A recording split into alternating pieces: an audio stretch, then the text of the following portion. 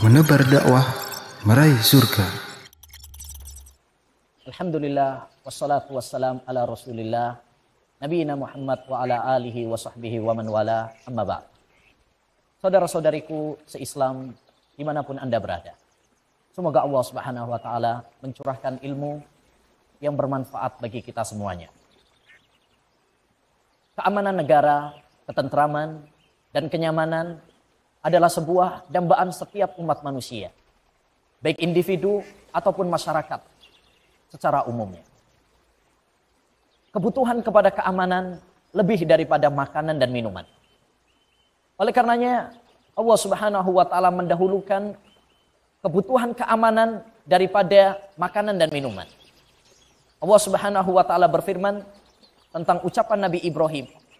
Wa idh qala Ibrahim rabbi ij'al hadza baladan amina warzuq ahlahu minats tsamarati man amana minhum billahi wal yaumil akhir.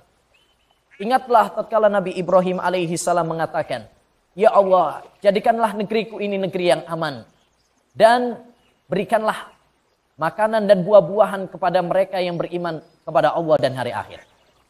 Perhatikan Nabi Ibrahim.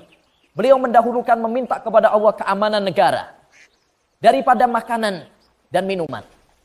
Apa sebabnya? Sebabnya adalah karena bagaimana mungkin kita akan merasakan lezatnya makanan atau segarnya minuman jika kita dihantui oleh ketakutan. Kita tidak akan merasakan kelezatan. Saudara-saudariku yang dirahmati oleh Allah Subhanahu wa ta'ala. Oleh karenanya, suatu kepastian dan suatu keharusan bagi semua kita adalah berusaha semaksimal mungkin untuk bahu-membahu membangun negara ini menjadi negara yang aman. Bagaimana caranya? Apakah dengan alat-alat yang canggih? Apakah dengan personil kekuatan yang hebat? Tidak cukup hanya dengan itu. Bukankah negara-negara kafir mereka memiliki pasukan militer yang kuat? Mereka memiliki alat-alat yang canggih? Namun, apakah mereka mendapatkan keamanan negara? Tidak. Begitu banyak kerusakan-kerusakan di negara mereka. Masih banyak perampokan, pelecehan, ya, perzinaan, dan lain sebagainya di negeri mereka. Bagaimana caranya? Islam telah menjelaskannya secara indah. Yang pertama adalah perkuat tauhid. Kita hanya beribadah hanya kepada Allah Subhanahu wa ta'ala.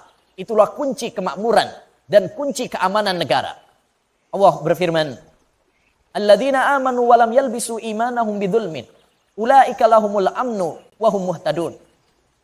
Orang-orang yang beriman dan tidak mencampur adukkan keimanan mereka dengan kesyirikan, dengan kezaliman, maka mereka akan mendapatkan keamanan di dunia dan di akhirat. Dan mereka adalah orang-orang yang mendapatkan petunjuk. Maka iman dan tauhid adalah sumber dan kunci kebahagiaan di dunia dan di akhirat. Yang kedua, marilah kita taat kepada para pemimpin. Karena dengan taat kepada pemimpin, maka stabilitas keamanan negara bisa terjaga. Oleh karenanya Allah Subhanahu wa ta'ala mengatakan dalam surat An-Nisa, "Ya ayyuhalladzina amanu atiiullaha wa atiiur rasul wa ulil amri minkum." Wahai orang-orang yang beriman, taatlah kepada Allah, taatlah kepada Rasul dan pemimpin kalian. Demikian juga Rasulullah mewasiatkan kepada kita, "Usikum bitaqwa wa wassam'i wat ta'ah." Aku wasiatkan kepada kalian dengan takwa kepada Allah dan taat kepada pemimpin kalian. Adapun apabila kita membangkang kepada pemimpin kita, memberontak mereka, mendemo mereka, dan sebagainya, maka yang terjadi adalah kerusakan di mana-mana sebagaimana yang nyata terjadi. Yang ketiga, kiat untuk menuju keamanan negara adalah dengan bersyukur kepada Allah Subhanahu wa ta'ala. Ya, bersyukur kepada Allah Subhanahu wa ta'ala. Allah berfirman, "La in syakartum la azidannakum." Seandainya kalian bersyukur, maka kami akan menambahkan nikmatku atas kalian. Maka mari kita semuanya menjaga stabilitas keamanan negara. Dan janganlah kita menjadi orang-orang yang merusak negara dengan pengerusakan, anarkisme, ya, keributan, bentrok, dan sebagainya, tawuran, dan sebagainya.